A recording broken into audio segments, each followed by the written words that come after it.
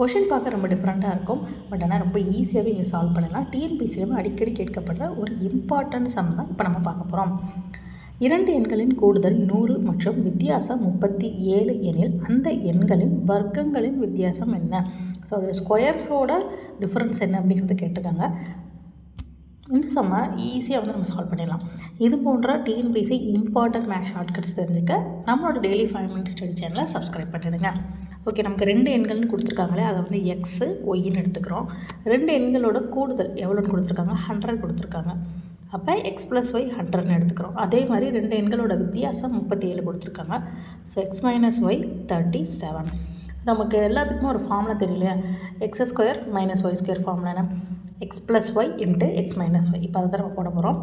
So அதாவது A square minus B square, இங்கே நம்ம எக்ஸ் ஒய்னு அப்ளை பண்ணியிருக்கோம். அப்போ ஏ ஸ்கொயர் மைனஸ் பி ஸ்கொயரோட ஃபார்முலா என்ன? X plus Y into X minus Y. So X plus Y value நம்மளுக்கு தெரியும் 100 multiply by x minus Y 37. So value என்ன? 3700. இதுதான் இந்த சம்முக்கான ஆன்சர். தேங்க்யூ.